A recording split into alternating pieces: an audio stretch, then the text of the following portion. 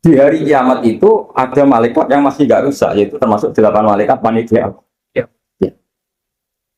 Maka Israel itu, semoga ikut ngaji di sini Israel itu. Israel itu kacau. Kacaunya itu dia tahunya itu terlambat Mesir. Setelah orang mati semua nanti di kiamat.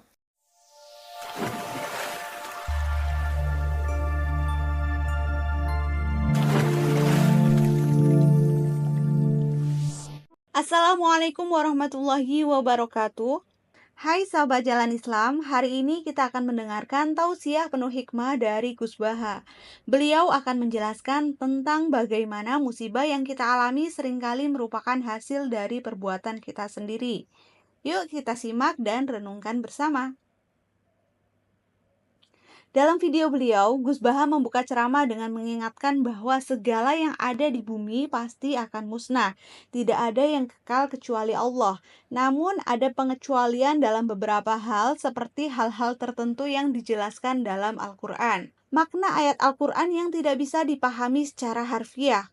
Dalam Al-Quran terdapat kaidah yang harus dipahami secara mendalam. Contohnya larangan memakan bangkai yang dikecualikan untuk ikan dan belalang. Hal ini menunjukkan pentingnya memahami ayat secara kontekstual, bukan sekedar literal. Analogi kehidupan dan pengecualian dalam syariat. Gus Baha memberikan contoh tentang aturan-aturan dalam Islam, seperti larangan menikahi mahram atau pengecualian dalam ibadah. Ini menggambarkan bahwa semua perintah Allah ada proporsi dan pengecualiannya. Pentingnya memahami konteks dalam hukum Islam. Beliau menekankan bahwa tidak semua hukum bersifat mutlak. Ada aturan yang disesuaikan dengan kondisi tertentu, seperti waktu sholat di daerah kutub yang harus dikonversi karena siang dan malamnya tidak seperti di daerah khatulistiwa. Kesalahan dalam memahami ayat secara umum. Gus Baha mencontohkan, perintah mencintai siapa saja tidak bisa dimaknai sembarangan. Dalam Islam ada batasan-batasan yang harus diikuti, seperti larangan mencintai dengan cara yang melanggar syariat. Makna proporsional dalam Quran dan Sunnah. Beliau menjelaskan bahwa banyak ayat Al-Quran yang terlihat umum, tetapi memiliki pengecualian, seperti kata tangan dalam wudhu yang sebenarnya bermakna sampai siku saja. Pentingnya belajar dari ulama. Gus Baha mengingatkan memahami syariat tidak bisa dilakukan tanpa ilmu. Karena itu, kita harus belajar kepada ulama yang memahami konteks dan detail ajaran Islam. Menyeimbangkan makna dalam kehidupan sehari-hari. Dalam kehidupan sehari-hari, memaknai makna di balik aturan membantu kita untuk menjalani syariat dengan benar. Seperti memberi tamu kopi yang sebenarnya adalah simbol untuk memuliakan tamu, apapun bentuknya. Sahabat Jalan Islam, pelajaran penting hari ini adalah memahami bahwa setiap musibah yang kita alami mungkin adalah hasil dari perbuatan kita sendiri. Jangan lupa untuk menyimak videonya hingga selesai ya. Yuk terus belajar dan mendalami syariat agar hidup kita lebih berkah. Sampai jumpa di tausiah berikutnya. Jangan lupa like, share, dan subscribe untuk mendukung dakwah ini. Jazakumullahu khairan katsiran yang sudah menyaksikan video ini. Wabillahi taufiq wal hidayah. Wassalamualaikum warahmatullahi wabarakatuh. Setiap yang berdomisili di bumi pasti nanti panen semuanya akan apa? Rusak atau akan apa? Hancur atau musnah. Itu enggak ada pengecualian sama sekali. Tapi kemudian selalu ada problem Problemnya begini. Ada hal-hal yang oleh eksplisit ya, bukan sekedar implisit. Eksplisitnya nas itu dikecualikan. Nah, pengecualian itu bisa secara makna maupun secara mafhum. Misalnya begini, kamu punya aturan siapa saja enggak boleh masuk rumah ini. Yaitu kalau satpam kamu itu pinter, tentu otomatis tidak memasukkan aturan itu tidak termasuk untuk istri dan anak. Dan nanti nggak boleh terus satpamnya bilang anaknya mau masuk, jangan. Kata bos saya siapa saja, kamu termasuk siapa saja. Atau contoh paling gampang itu istri sedang baik-baiknya ngomong sama suaminya, Mas, nah ingin apa rembuk sama saya, ingin apa saja rembuk sama saya. Ternyata, oh ya, ternyata rembukannya saya ingin poligami. Wah. Itu apa saja yang jadi masalah. Padahal kalimatnya kalau ingin apa saja rembuk dengan saya. Kira-kira kalau Inginnya seperti itu kira-kira masalah apa enggak? Geger kan? Nah itu termasuk apa saja apa enggak? Apa saja. Cuma yang itu jangan. Nah itu ada analisis ulama, sehingga analisis ulama itu mengatakan begini. Fama min amin illa wa yatakhayyalu fihi takhsisu. Saya ulang lagi ya. Fama min amin illa wa yatakhayyalu fihi takhsisu. Gak ada lafadz am kecuali kebayang ada taksisnya, kebayang ada pengkhususan. Karena ya otomatis kayak tadi misalnya sampai tak bilangin siapa saja nggak boleh masuk rumah saya. Tentu itu ada koridor hukum baik yang difahami secara implisit maupun secara tatanan sosial bahwa itu tentu maksudnya itu orang lain. Jadi kalau gurunya, orang tuanya, anaknya, istrinya tidak akan masuk kaidah itu. Misalnya ya ayyuhalladzina amanu la tadkhulu buyutan nabi illa yudana lakum. Wahai orang-orang yang beriman jangan masuk rumahnya Nabi kecuali dapat izin. Tentu ayat itu bukan untuk Sayyidah Aisyah, bukan untuk Hasan Husain, bukan untuk Sayyidina Ali, bukan untuk Sayyidah Fatimah karena mereka orang-orang yang otomatis boleh keluar apa? Makanya itu nggak gampang ya, menyimpulkan hukum dari Al-Quran nggak gampang. Misalnya gini, wa ahallallahu bai'a, Allah menghalalkan jual beli.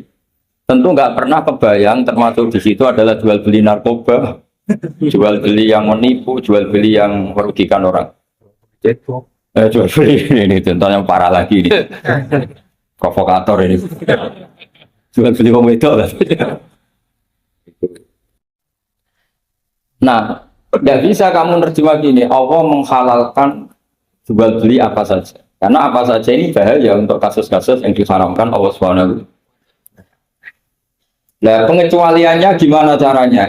Pengecualian cara berpikir gini, yang dihalalkan Allah pasti yang baik. Jadi terjemahnya Allah menghalalkan jual beli yang jadi makanya disebut di sini fama min amin illa wa yatakhayyalu fi takhsis. Tidak ada am kecuali prakteknya tetap ada takhsis. Misalnya gini, as-sholatu khairun mawdu'un fa'aksir aw aqillah. Sholat itu selalu baik. Maka silakan kamu memperbanyak sholat atau pas-pasan aw aqillah. Ini sholat sunnah. Tentu itu mengecualikan sholat setelah subuh sampai matahari terbit dan setelah asar sampai matahari Padahal itu juga sholat, tapi dikecualikan dari yang disyariat, Misalnya Nabi zaman Sugeng sering ngendikan kamu boleh sholat di belakang siapa saja yang Muslim. Tentu mengecualikan nggak boleh seorang perempuan imami seorang laki-laki. Padahal perempuan juga orang Muslimah. Maka di sini ada trauma dari ulama sampai nggak mau belajar kaidah, cari hukum-hukum yang detail, ibarat pasal-pasal kenegaraan ya sampai detail-detail ayatnya, penjelasannya. Karena kalau kaidah umum itu pasti repot. Misalnya sampai ngartikan Pancasila, sila ketiga itu persatuan Indonesia, kan katanya harus sama, pilihan presidennya harus sama, karena kalau beda namanya tidak persatuan. Ya tidak bisa seperti itu, karena kalimat itu pasti bias. Nah, makanya fama min amin illa wa yatakhayyalu fihi takhsisu. Tidak ada am kecuali ada taksis. Di sini dicontohkan hurrimat alaikumul maitah, diharamkan pada kalian makan bangkai. Kamu tahu maknanya bangkai? Bangkai adalah hewan yang mati tanpa didakatin syar'iyyin, tanpa penyembelihan secara syar'i. Ada enggak pengecualinya? Ada. Ikan laut. Ikan laut itu kan matinya tidak karena disembelih. Halal apa enggak? Halal. Artinya kata hurrimat alaikumul maitah, diharamkan pada kalian bangkai, ternyata ada pengecualian, yaitu as-samaku wal jarad, belalang dan dan ikan laut. Itu masih banyak lagi. Makanya terus dibabkan faslun fi amihi wa khosihi, bab menerangkan ayat atau qaulullah yang am, yang umum dan yang khos, yang khusus. Nah, untuk memastikan itu ya mau tidak mau harus belajar. Kalau nggak belajar nggak bisa, yang ikuti ulama. Biasanya ya nggak mau belajar, tidak mau ikut ulama, itu yang jadi masalah. Karena ikut juga gengsi. Apalagi yang diikuti ibu sebelah, biasanya masalah. Nggak boleh dalam ilmu Quran, nggak boleh seperti itu. Sebab itu bab ini diteruskan oleh oleh Imam Suyuti fi mujmalihi wa mubayyinihi. Ayat yang mujmal dan mubayyinnya, penjelas dari mujmal itu. Misalnya begini, yang dikatakan puasa itu apa coba? Nah, ini latihan jadi ahli fikih. Yang dikatakan puasa itu apa? Menahan. Umumnya orang kan menahan lapar dan minum dari fajar sotik menjadi sampai terbenamnya matahari. Nah sekarang pertanyaannya kalimat menapa? Lapar dan haus itu maknanya itu kan sebetulnya masih salah. Redaksi itu salah. Karena juga nggak boleh hubungan intim, nggak boleh memasukkan apa saja ke lubang dan sebagainya dan sebagainya. Terus lalu batasannya sampai matahari terbenam. Ada beberapa daerah yang terbenamnya matahari itu tidak wajar. Sampai misalnya siangnya itu 22 jam. Atau kebalikannya, nggak ada matahari terbit, nggak ada matahari tenggelam, kayak di kutub. Jika saya berkali-kali bilang, ulama Indonesia itu kenapa alim? Itu ya diantara faktornya itu ada unsur kebetulan. Jika tidak dia katakan hoax. Coba kalau kamu jadi ulama di kutub, terus cerita, baca takrib di sana. Awal waktu sholat subuh itu dimulai dari tulul fajri sodik sampai terbitnya matahari. Orang kutub sih tertawa-tawa, mataharinya mana? Waktu zuhur adalah ketika matahari agak tergelincir ke arah barat dari garis tengah. Oh yang bener aja. Tidak ada matahari, kok semua ukurannya matahari. Sehingga dalam ilmu falak astronomi diterangkan daerah yang enggak diliwati khotul istiwa, kalau dalam bahasa Indonesia disebut katulis istiwa, itu sebenarnya dari ilmu falak Arab, namanya khotul istiwa. Khotul itu garis, istiwa itu garis kan. Khotul istiwa, jadi bahasa Indonesia istiwa. Kayaknya tidak mungkin lah orang Indonesia pertama ahli falak, dia ahli dulu itu orang Arab, karena ilmunya dari Arab. Jadi dari kulaan terus dijadikan bahasa sendiri ya Pak. Katulis istiwa. Seperti Taj Mahal itu sebenarnya dari bahasa Arab Mumtaz Mahal. Mumtaz itu spesial, mahal itu tempat. Bahasa Indonesia jadi apa? Taj Mahal itu semua biasa. Kita terangkan. Karena kita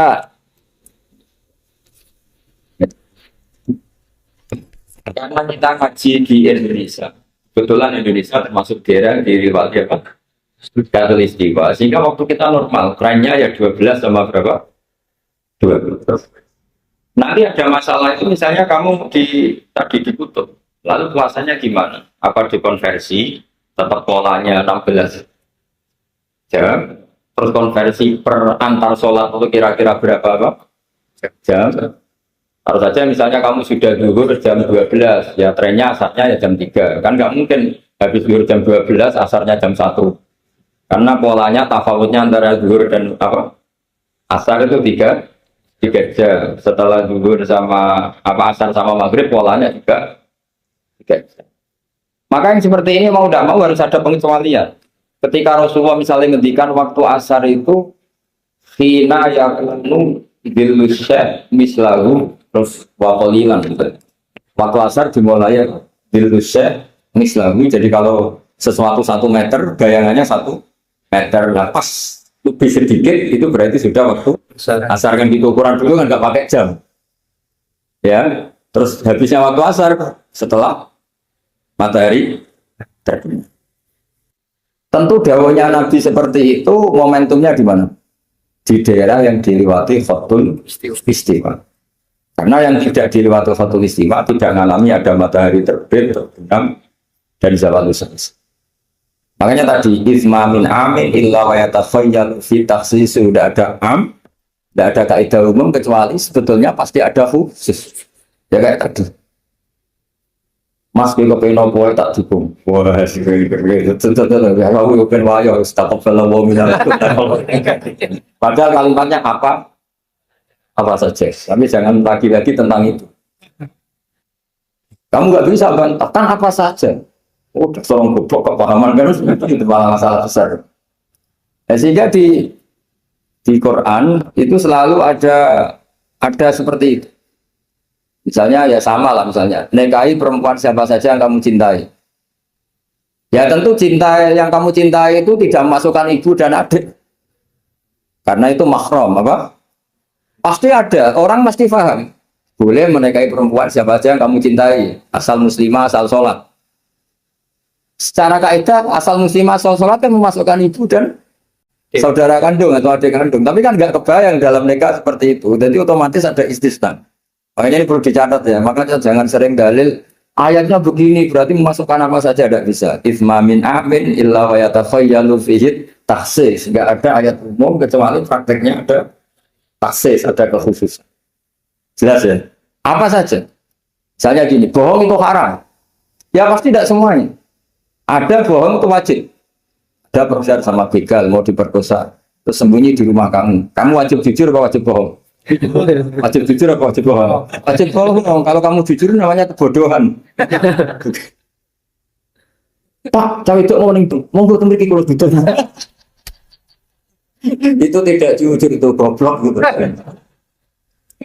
Ya ingat ya kaidahnya itsma min amin illa wa yatakhayyalu fihi taksis. Sudah itu aja dihafalkan, nanti sudah pinter sendiri. Apa? Itsma min amin illa wa yatakhayyalu fihi taksis. Enggak ada kaidah umum kecuali di situ tersimpan taksis atau aturan-aturan khusus yang terkecualikan. Itu pasti itu otomatis. Karena nggak kebayang, bahasa itu mewakili semua itu nggak kebayang. Misalnya ada pembantu, mesti dibilangin gini sama penyalurnya, ya kalau disuruh majikan apa saja turutin ya. Disuruh ngelayani saja apa turutin, terus ngelayani diranjang ya, betakok balam wa minamin. Tetap nggak bisa, kayak lafat itu nggak bisa. Kalau majikan kamu ingin apa saja turutin, tentu tidak masukkan hal-hal yang dilarang. Itu juga misalnya mahasiswa, orang dosen nurut, ya, perintahnya apa saja, ya apa saja yang dibolehkan, maksudnya bukan apa saja secara bebas. Nah itu di Quran juga gitu, kalau ada ayat apa saja, sebenarnya sih pasti ada apa? Taksis, ya jelas lagi, mamin amin, illa wa yatakhayyalu fihi taksis. Sehingga susah sekali cari umum yang tetap maknanya. Sekarang misalnya pertanyaannya lagi, ini ada beberapa kaidah. Qad yarfa'u tabir muttasilan nahwu minal fajr. Ba'da qawli al-khaytul abyadi minal khaytil aswad. Ini lebih susah lagi. Lebih banyak gini. Di Quran itu ada beberapa lafaz yang maknanya itu tidak semestinya. Saya ulang lagi, di Quran itu ada beberapa lafaz yang maknanya itu dari awal tidak semestinya. Nah, tidak semestinya ini oleh ulama ahli sastra Arab, ahli balaghah kalau dalam bahasa Arab disebut tasbih. Apa? Tasbih. Jadi kalau orang Arab, sebelumnya ya sama, orang Arab, orang Indonesia sama, dalam pemaparan sama. Kalau Zaid itu agak ganteng, yang gantengnya agak, itu orang Arab bilang itu Zaidun kal qamar. Zaid itu ibarat rembulan. Tapi kalau ganteng sekali dan susah ditandingi, itu orang Arab akan bilang Zaidun qamarun. Zaid itu rembulan. Kitab Madaih, kitab-kitab yang memuji Nabi itu disebut anta samsun anta badrun. Engkau ibarat matahari, engkau ibarat rembulan. Itu ada tasbihnya, kata seperti dibuang. Apa kata seperti dibuang?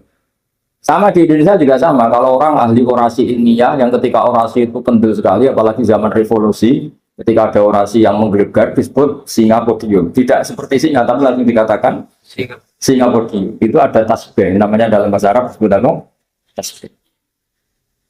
Nah problemnya ada beberapa ayat yang dari awal Allah menggunakan itu tidak untuk makna semestinya, tapi untuk apa? Tasbih. Tasbih itu ya tadi hanya menyerupakan berhubung sesuatunya detail, ada tasbih, kata seperti itu dibuat. Misalnya gini, inna min azwajikum wa auladikum aduwwal lakum. Istri kamu, anak kamu itu musuh kamu. Itu kan ngeri, masa anak sama istri dikatakan musuh. Nah, tentu itu ada proporsinya. Ketika anak istri kita tidak menopang kesalehan kita, tidak menopang ketaatan kita, maka perilakunya sebagaimana musuh. Tapi ketika mereka baik, benar-benar baik, kata Nabi, sebaik-baiknya pemberian dari Allah dan sebaik-baiknya mata udinya adalah al-marhatus sholihah, wanita yang sholihah, yang membantu kamu menjadi orang baik.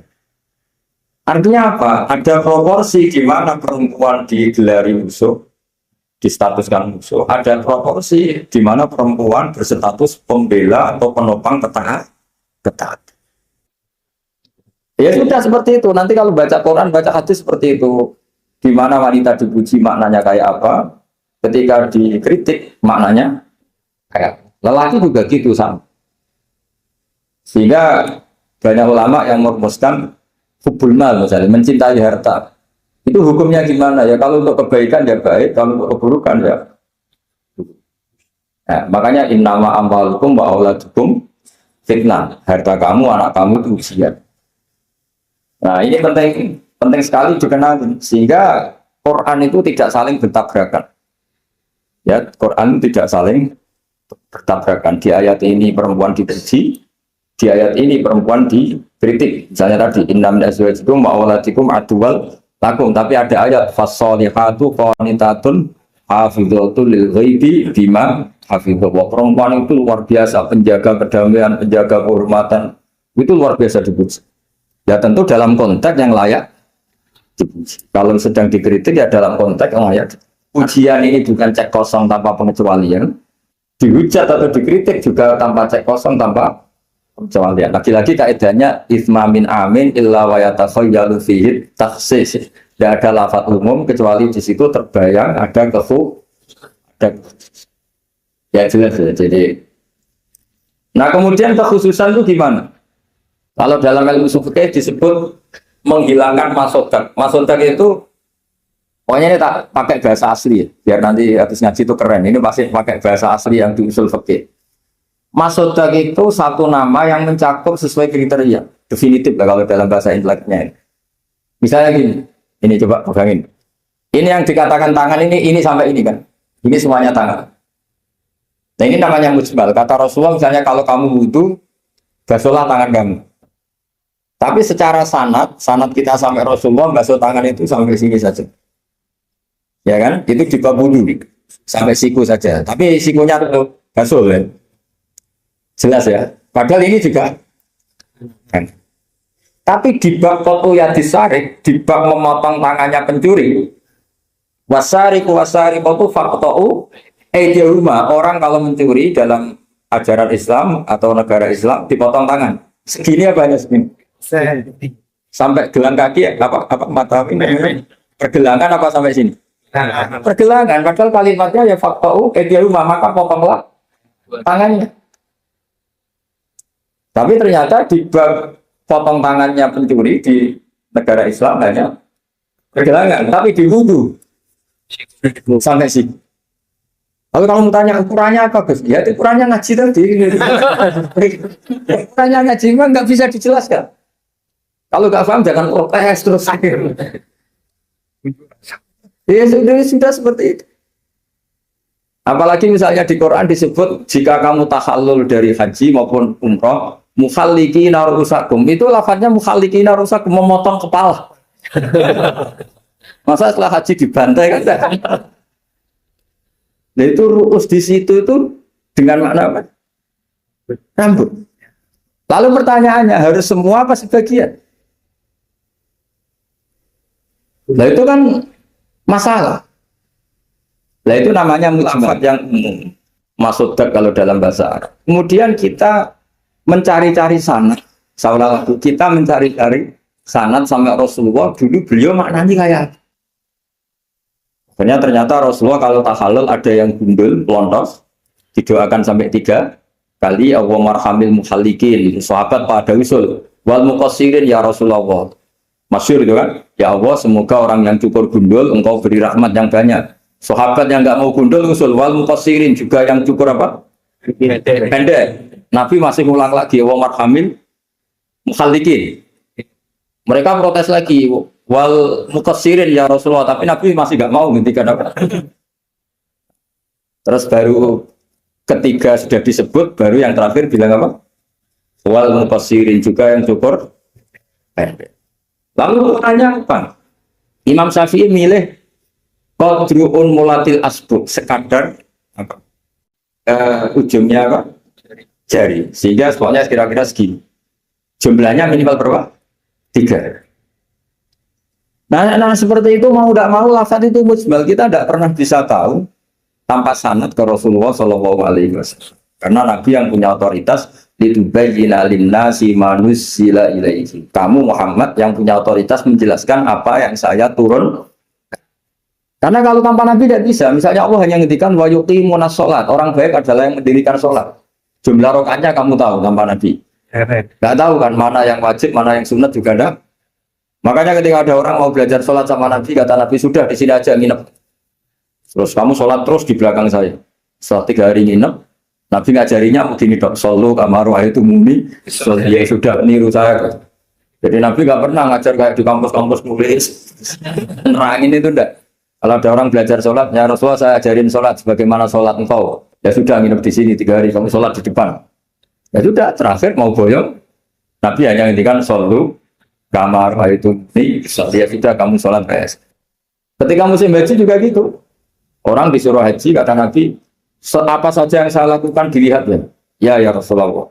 Setelah selesai haji, Nabi hanya ngintikan lita khudhu anni manasikakum, lita khudhu anni masa manasikakum, ya sudah kamu mengambil cara ibadah haji dengan melihat saya. Nah, cara-cara seperti itu sudah lebih efisien ketimbang tag. Karena kalau tag itu bias. Sudah bias, kalau umum mesti potensi taksis. Ya, potensi apa? Taksis. Ini saya teruskan lagi ya. Misalnya at-thalaqu marratan. Yang dikatakan cerai ini termasuk contohnya lagi ini saya beri contoh. At-thalaqu marratan, talak itu ada 2. Itu benar apa salah? Di Quran loh. Talak ada 2 benar apa salah? Cara fikih salah karena menurut fikih talak 3. Ya saya ulang lagi ya, di Quran kan saya at-thalaqu marratan, talak itu 2. Salah apa benar? Salah secara fikih karena secara fikih talak itu 3. Maka cara memahami gimana? At-thalaqu marratan, talak itu hanya 2 dalam konteks yang boleh kembali. Karena setelah 3 itu nggak boleh kembali lagi sampai si istri dirasakan orang lain. Namanya halil. Nah, akhirnya orang ulama itu mulai trauma, memahami ayat mulai trauma. Traumanya karena setiap satu kalimat atau satu frase atau satu qadhiyah dalam bahasa Arab itu mesti duduknya beda-beda, duduk perkaranya beda-beda. Di bab wudu tangan itu sampai siku. Di foto yang disarik memotong tangan pencuri hanya sampai pergelang. Ya sudah kalau tanya cara tahu gimana yang ngaji kita nggak bisa itu jelasin. Apalagi sebulan sekali gini wah tambah. Nggak ngaji puluhan tahun saja nggak mesti alim apalagi sebulan sekali. Makanya itu bisa dipakai alasan. Kenapa ada alim? Kan sebulan sekali. Jadi kalau ditanya kenapa ada alim? Kenapa? Sebulan sekali. Itu kan salahnya Kufran, mau ngajar tiap hari. Gitu. Ya jadi jelas ya. Jadi semua itu ada proporsi. Misalnya ada ayat lagi, la tudrikuhul absar. Keyakinan orang mukmin nanti di surga itu melihat Allah apa enggak? Enggak, keyakinan umumnya yang hadir di sini. Melihat ya. Tapi ada ayat la tudrikul absar. Allah itu tidak bisa tersentuh, bisa diliput oleh pandangan mata. Padahal di sebagian ayat wujuhu yauma idzin nadhirah ila rabbiha nadhirah. Orang-orang baik adalah wajahnya bersinar. Nadhir itu maknanya bersinar pakai dot ila rabbiha nadhirah, dan wajah-wajah itu nanti melihat Allah. Akhirnya yang pakai dot ya. Jadi kalau pakai dot itu apa? Bersinar. Wujuhu yauma idzin nadhirah, terus apa? Ila rabbiha nadhirah. Akhirnya ulama cara berpikir gini. La tudrikul absar wa huwa yudrikul absar wa huwal latiful khabir. Meskipun kita melihat Allah itu tidak mungkin ikhafah. Ikhafah itu terus paham detail. Ya, paham apa? Detail. Karena bagaimanapun Allah itu qadim. Qadim itu lain takayaf. Enggak kebayang. Apapun hebatnya kita, perangkat kita ini semuanya profan, semuanya hadis. Sementara Allah adalah zat yang tidak terbang. Sehingga ya sudah, kita tidak akan melihat secara utuh, secara sempurna sampai kita paham. Tapi seperti itu sudah bisa dikatakan melihat. Paham ya? Misalnya Anda melihat Merapi dari jauh, sudah bisa dikatakan Tapi jangan disuruh detail, pohonnya apa saja. Berapa ribu? Nah itu kan nggak ngerti barunya seperti itu. Jadi laku tribul absor ada makna khususnya, yaitu sampai menguasai, sampai memahami. Ila rohbiya nadhiroh ya, melihatnya sampai apa sih kira-kira? Ya, ya sudah seperti itu. Makanya semua kalimat, ketika semua ulama, semua kalimat itu proporsional. Kamu bilang mencintai istri, sama ibu ya bilang mencintai, sama teman yang kamu cocok ya mencintai. Lalu makna mencintai itu gimana tuh Pak? Mencintai ibu ada maknanya sendiri, mencintai istri ada maknanya sendiri, mencintai simpanan ini yang repot. Itu maknanya juga sendiri lagi. Mencintai teman sendiri lagi. Mencintai uang maknanya ya semuanya dengan kata mencintai. Misalnya orang mukmin disebut waladina amanu asyaddu hubbalillah, orang mukmin itu sangat mencintai. Kalau mencintai Allah itu dengan mencintai manusia itu beda. Aturannya juga beda. Kata para ulama, kalau Allah itu suka kalau dimintai. Tapi kalau kamu mencintai seseorang, kamu sering minta, wah itu taqabbalallahu minna. Jadi Allah itu suka apa? Allahu yaghdabu in tarakta su'alahu wa banu adama yaghdab. Jadi Allah yaghdab in tarakta su'alahu. Allah justru tersinggung kalau orang yang mencintai dia kemudian tidak sering-sering minta. Kalau Bani Adam semakin sering dimintain malah nafsu, malah tersinggung, malah capek. Jadi sama-sama kalimatnya juga mencintai. Nah bayangkan Quran itu seperti itu. Min awali hatta akhiri, lafaz ini semua proporsional. Semua itu proporsional. Sehingga cara maknanya gimana ya tadi? Ada am, ada khos, ada mujmal, ada mutoy. Makanya kita akan selalu berdebat, misalnya, ya selalu, saya ulang lagi, selalu berdebat. Madhab kiblat itu sebetulnya harus persis apa? Ya tadi saya seperti ngaji saya kemarin. Kalau dalam konteks Indonesia, asal kelihatan ke barat, ya sudah kecelok madhab apa? Kiblat. Karena kalau detail, saya ulang lagi, kalau detail berarti semua masjid maksimal luasnya hanya 18 meter. Karena Ka'bah diameternya hanya 18 meter. Sekali yang di ujung sana, oh pasti melencengnya jauh. Jangan-jangan yang melenceng pas imamnya malah. Karena kalau Ka'bah 18 meter yang ujung sana, berarti imam yang di sini, oh bisa sampai Ethiopia. Iya kan? Nah, itu kalau harus detail juga Ka'bah orang sholat harus cekung. Nah kalau cekung bisa menuju ke satu titik. Dari mana ada ajaran masjid tahu? Cekung. Maka seperti itu dari awal Allah tidak menghentikan Ka'bah. Fa'ali menjaga syatrul masjidil haram. Syatrul itu nahwa. Ya sudah, yang penting kamu menghadap ke arah masjid haram. Bukan ke ainal masjidil haram yang detail. Jadi syatro itu nahwa. Nahwa itu ya pokoknya ke sana. Nah itu yang dimaksud yuridu bikumul yusra wala yuridu bikumul usra. Agama ini gampang, kenapa jangan kayak birokrat tertentu, kalau bisa sulit kenapa dipermudah? Karena banyak kepentingannya. Ya terus saya teruskan lagi. Ini contoh-contoh. La ukhidlat lakum bahimatul an'ami illa ma yusla alaikum. Ada lagi wa aufu bi ahdi ufi bi ahdikum. Ini contoh-contoh yang disebut oleh Imam Suyuti. Walillahi 'alan nasi hijjul bait. Maksud beliau dengan contoh-contoh itu begini ya. Misalnya kuluman 'alaiha fan, semua ini kalau kiamat nanti rusak semua. Pertanyaannya gini, Gus lalu panitia kiamatnya gimana? Misalnya Israfil yang masuk jadi panitia kiamat itu kan Israfil kan sekarang sudah pegang apa? Kalau trompet pertama malam tuh guncang, terus trompetnya ceblok, baru separuh itu terus gak jadi kiamat. Maka ulama mikir ini yang ya sudah lah, kecuali panitianya gitu.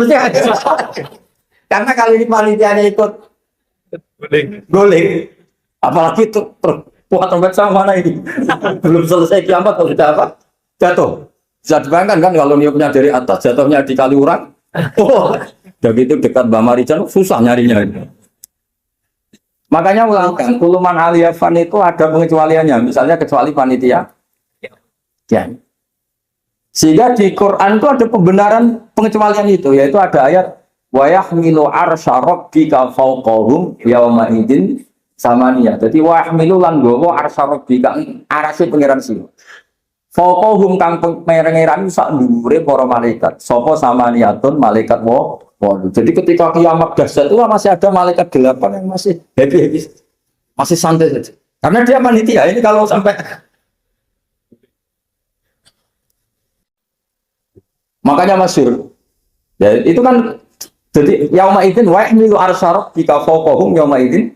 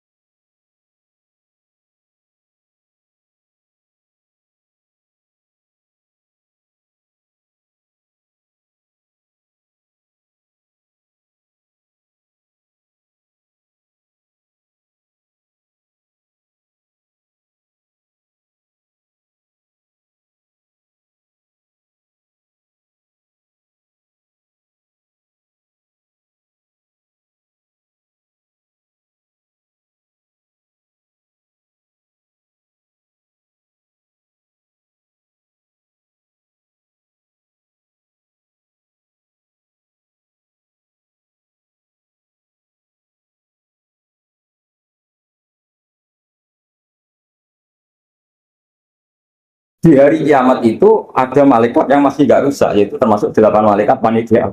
Ya. Ya. Maka Israel itu, semoga ikut ngaji di sini Israel itu. Israel itu kacaunya itu dia tahunya itu terlambat. Mesir setelah orang mati semua nanti di kiamat, kamu sudah tidak tahu sudah mati. Ini saya tahu ya di kitab. Setelah mati semua, Allah tanya, sudah mati semua, sudah Gusti, sudah semua sudah. Masih satu, mana Gusti tak coplok nyawane. Kamu kan? Wah, setelah itu Israel sudah cabut sendiri nyawa kamu. Itu kesakitannya masuk. Tapi dia sekarang belum tahu kalau itu sakit, belum tahu sekarang. Makanya semoga dengarin supaya tahu. Orang sakit, gimana sakit Gusti, sakit. Terus Israel bilang gini, kalau saja saya tahu kalau dicabut nyawa itu sakit, saya tidak main coba. Ternyata sakit. Pakai cara apa saja. Jadi tapi dia itu nyesalnya nanti. Sekarang belum tahu, makanya terus masih main takut aja. Jadi malaikat Israel ya itu tadi. Maka tetap ada pengecualian. Karena kalau nggak ada pengecualian kita kiamat semuanya rusak lalu. Nah terus ulama menambahkan lagi surga dan neraka. Surga dan neraka itu juga termasuk ketika kiamat tidak ikut rusak. Karena kalau rusak, lalu nanti orang-orang ini kampung gimana? Kamu tahu kan para nabi sekarang posisinya di mana? Surga, para syuhada. Kalau ini ikut rusak, konstruksinya kan kacau semua. Jadi para syuhada, utamanya para nabi kan dijamin sudah di surga sekarang, enak-enakan, surga nikmat. Kemudian ada kiamat, gumpah hancur lagi. Berarti kalimat surga enak-enakan kan keliru. Maka ada pengecualian lagi termasuk surga dan itu fama min amin illa wa yatasayyanu fihi khasis. Ya jadi makanya ini pentingnya ngaji ulumul Quran ya. Bagaimanapun UI itu didirikan para ulama.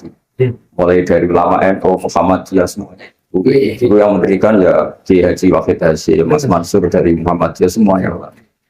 Harusnya sekarang selalu punya ulama harusnya.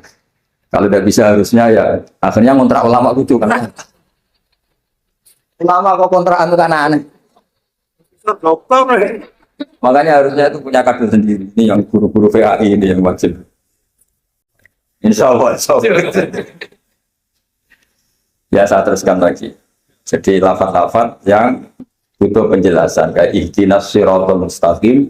Tunjukkan kami jalan yang tentu butuh penjelasan. Jelasnya pas siratal ladzina an'amta alaihim, jalan mereka yang telah Engkau beri nikmat. Juga sama, walillahi alam nasi hijjul bait. Semua manusia diwajibkan Allah haji. Lalu kan tidak mungkin semua manusia punya kemampuan. Akhirnya diberi penjelasan man istata'a ilaihi sabila, yang punya kemampuan kesal. Jadi itu menunjukkan dari sekian kalimat itu, kata Imam Suyuti, pentingnya mengkaji, kalau mengkaji am harus sekaligus mengkaji mukhasisnya yang menentukan kalimat itu. Kalau ngaji mujmal, lafaz yang bias, langsung mengkaji mugayyinnya, penjelasannya kayak ibarat pasal-pasal di KUHP. Kalau belajar pasalnya harus belajar ayat-ayat supaya tahu detail. Kalau enggak ya kayak tadi persatuan Indonesia, berarti bikin partai yang berbeda melanggar Pancasila karena silanya persatuan. Oh, kacau kalau gitu. Nah kira-kira seperti itu. Lafaz am kalau dipahami liar ya kira-kira kayak seperti itu. Makanya saya berharap jangan mudah menvonis karena tidak segampang itu. Misalnya Nabi sering ngendikan laisa minna man khasyana, tidak termasuk umatku orang yang menipu. Ya karena ketika menipu itu tidak perilaku atau cerminan sebagai umatnya Nabi, tapi ya dalam hal menipunya saja. Tapi kalau dia pas sholat, pas zakat, pas baik, ini cerminan umatnya Nabi. Jadi laisa minna evitil kal khoslah, itu semua ulama menafsirkan evitil kal khoslah. Dalam hal itu dia tidak cerminan umatnya Nabi. Tapi di hal-hal yang lain cerminan umatnya. Karena tetap fama ya'mal mithqala dzarratin khairan yarah wa may ya'mal mithqala dzarratin syarran yarah. Artinya yang baik ya baik, berarti cerminan umatnya Nabi. Misalnya kayak orang tukang nipu, tapi ternyata ya tukang sholat, tukang zakat, tukang puasa, ya sudah pas tukang baik cerminan umatnya Nabi, pas tukang buruk ya cerminan temannya setan lah kira-kira gitu. Tapi jangan langsung wah sudah ini setan tok, ya keliru kamu, dia kan punya sisi baik. Ya sudah seperti Quran saja, baik ya roh, syarron ya roh, artinya semuanya ada catatannya sendiri. Fama ya'mal mithqala wa may ya'mal mithqala dzarratin. Ini saya baca lagi ya. Qala Ibnu Hassar minan nasi man ja'alal mujmal wal muhtamil bi izai shay'in wahid. Qal was-shawab annal mujmal al-lafdu al-mubham alladhi la yufhamu al-muradu min wal muhtamil al-lafdu al-waqi' bil wad'il awal. Ya, kalau mujmal itu lafaz yang global. Kalau muhtamil itu lafaz yang kayak iya kayak tidak. Salam kayak iya kayak tidak. Kayak iya kayak tidak itu imma karena bias, wa imma karena konteks. Saya beri contoh misalnya gini, saya punya pembantu ya, kalau dalam tradisi kiai itu punya anak dalam, terus bilang gini, Jom tamunya kasih kopi. Ya pagi-pagi ada tamu, saya bilang Jom tamunya kasih kopi. Ternyata tamunya itu perempuan atau orang yang nggak ngopi, kemudian disuguhin teh. Pertanyaannya anak dalam ini melanggar apa enggak? Tidak, karena kata kopi itu sebenarnya mewakili kata alat untuk menghormat tamu. Cuma saya sebagai kiai adalah ilmunya itu kopi. Jika kopi itu bukan ibaratun anil kopi, anil kohwa, tapi ibaratun amma yukri bihi doifa. Itu memang harus ngaji. Seperti itu kalau nggak ngaji nggak bisa.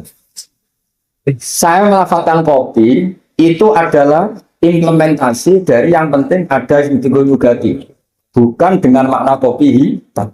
Sehingga misalnya tamunya kalau disuguhi sprit, dan dia milih sprit atau milih teh, saya juga sudah senang karena pembantu saya berarti sudah pinter, yaitu menghormat. Jelas. Ya sehingga kata itu sering nggak mengikat dalam agama. Sama seperti Rasulullah ketika bilang gini, ya Mu'ad inni uhibbuka Mu'ad, kamu saya senang kamu, kata Nabi. Ya Mu'ad inni uhibbuka, saya senang kamu.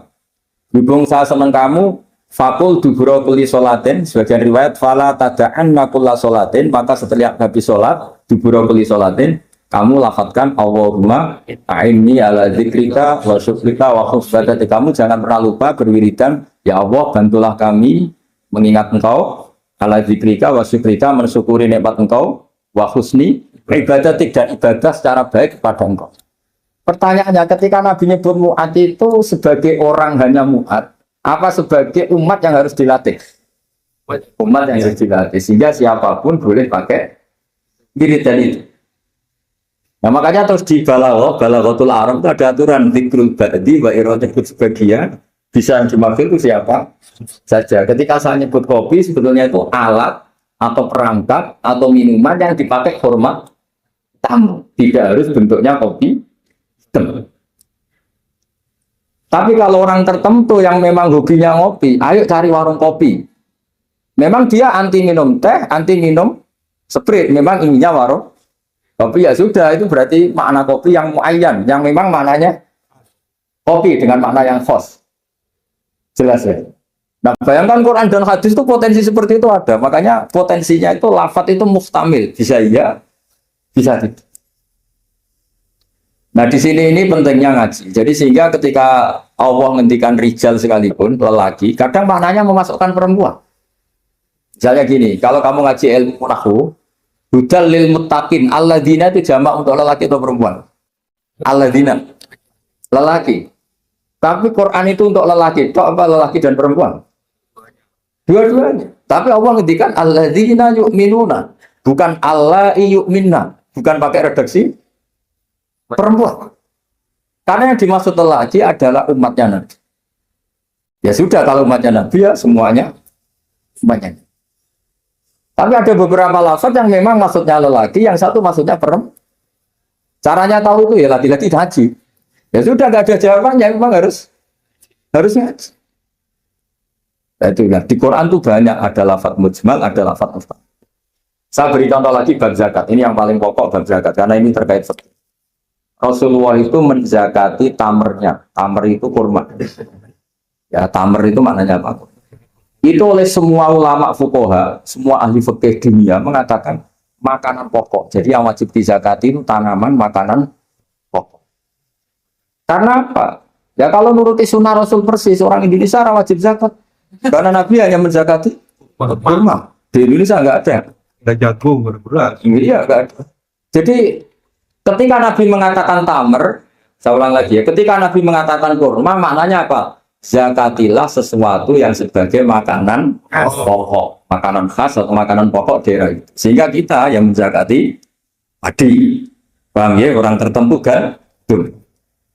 Sama seperti peduli tamu sarungan. Ternyata sarungnya itu basah. Oh, daripada basah katokan cekak ya, ada seperti itu. Sarung adalah ibaratun pakaian yang dianggap sopan dalam tradisi santri.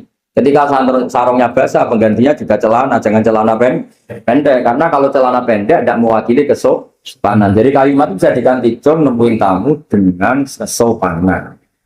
Di antara gambarannya pakai sarung, maka sarung bisa diganti celana. Tapi nggak bisa diganti celana. Nah itu nggak cerminan sopan. Sama, jom tamu saya kasih kopi, tentu bisa diganti teh, diganti seperti. Bang, tapi nggak bisa diganti toa. Itu nggak cerminan, jenisnya terlalu jauh, apa? Jenisnya apa? Terlalu. Jadi ini jelas ya. Jadi kalimat-kalimat itu potensinya mujmal, potensinya itu muhtamil atau muhtamil. Wal farqu bainahuma annal mujmal yadullu ala umurin ma'rufah wal lafdhu mustarakun mutaraddidun bainahuma. Wal mubham la yadullu ala amrin ma'rufin ma'al qat'i bi anna syari' lam yufawid bi ahadin bainal misal bikhilafil muhtamil atau muhtamal. Jadi ya seperti itu semua. Saya contohkan yang gampang itu yang fikih saja. Misalnya orang disuruh sholat. Sudahlah kamu sholat saja. Ya tentu kalau waktu zuhur pikiran pertama itu ya sholat zuhur. Kalau waktu asar itu ya jangan pepeh kalimatnya, "Dong kamu sholat." Waktu zuhur sholat apa saja, qobliyah masjid atau tahiyat. Yang penting kan sudah sholat. Jadi semua kalimat itu pasti proporsi. Ya semua kalimat itu pasti apa? Proporsi.